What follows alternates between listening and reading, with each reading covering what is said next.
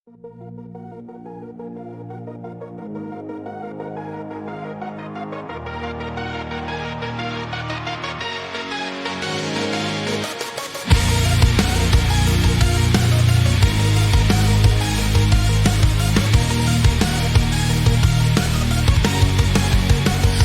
were fed constant lies and disguised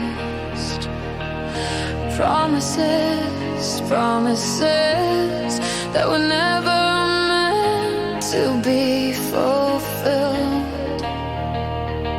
Like rats, we were led by the piper towards our own destruction. Propaganda and half-truths so potent that it dampened our soul.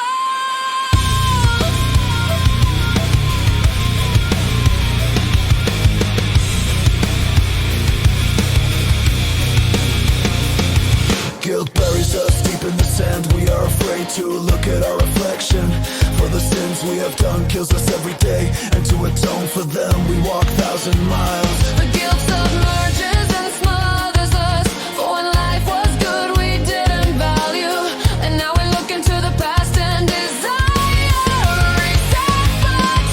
It takes courage to come out of your ego and admit that you were wrong. It takes courage to admit your mistake and to correct it.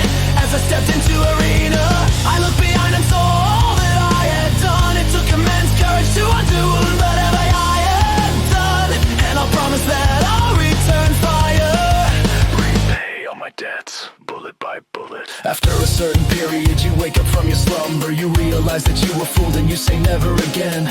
You dedicate yourself too much. You put the ideology before everything else. You ask for nothing, you demand nothing, you receive nothing, and in the end your greed wins out. In the end your conviction becomes your savior, and you say never again. It's the ego speaking on behalf of them, even if they know that they are wrong. Because it takes courage to admit your mistakes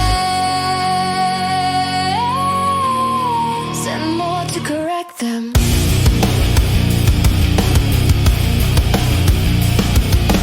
Previously also I have stood up with courage for your ideology. I have fought fire with fire, but all I received was hurt in return.